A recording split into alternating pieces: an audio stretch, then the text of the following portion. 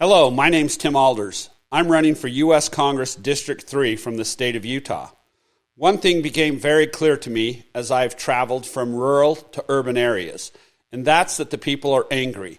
They're angry with Congress for not having America energy self-sufficient. They're angry with Congress for what they're paying at the gas pumps, what they're paying in the grocery stores. These people live paycheck to paycheck, and they're angry because Congress has made America dependent on other nations, along with many other grievances. Since 2010, when the Tea Party first came about, I have not seen this sense of anger and distrust for our government. So, I wrote a message from us, District 3, me, and the people of America to Congress.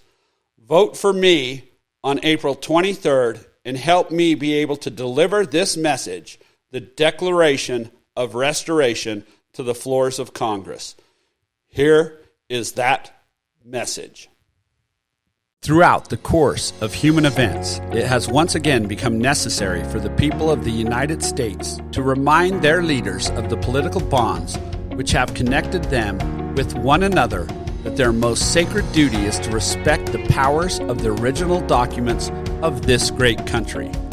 We hold these truths to be self-evident, that all men are created equal, that they are endowed by their Creator with certain unalienable rights, that among these are life, liberty, and the pursuit of happiness, that to secure these rights, governments are instituted among men, deriving their just powers from the consent of the governed, that whenever any form of government becomes destructive of these ends, it is the right of the people to alter or abolish it, and to institute new government, laying its foundation on such principles and organizing its powers in such form as to them shall seem most likely to affect their safety and happiness.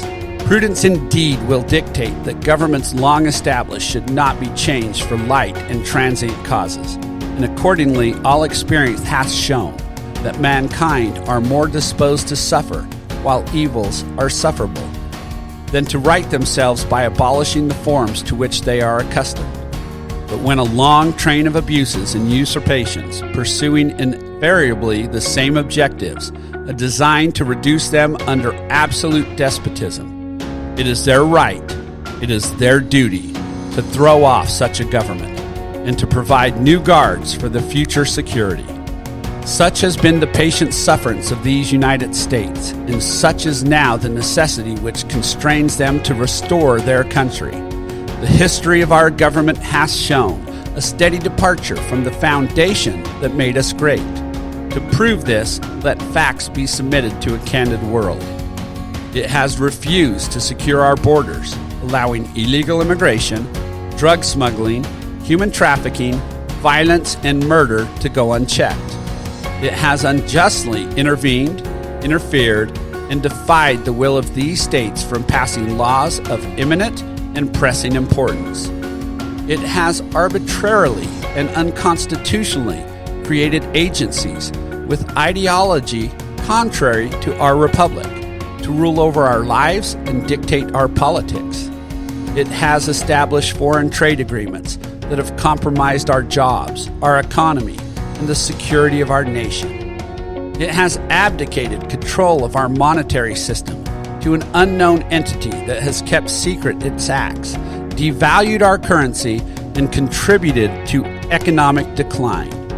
It has relinquished powers of governance, monies from our treasury, and portions of our liberty to forces exterior to our land and in opposition to our way of life, for blocking the use of our natural domestic resources, for wasting our treasury and confining us to monumental debt, for imposing taxes on us without our consent, for dissolving in many cases our rights and liberties, for allocating government funds for aborting millions of unborn, for supporting Wall Street over Main Street, making it impossible for them to compete in the global economy the government helped to establish, thus destroying one of the most recognized support pillars of America's economy, for turning a deaf ear and a blind eye toward the American people's suffering because of the government's reckless disregard with its domestic and foreign policies, for abandoning the oath of office to preserve, protect, and defend our Constitution. In every stage of these oppressions, we have spoken out against said usurpations. Our repeated petitions have been answered only by repeated injury. Nor have we been innocent in what has taken place.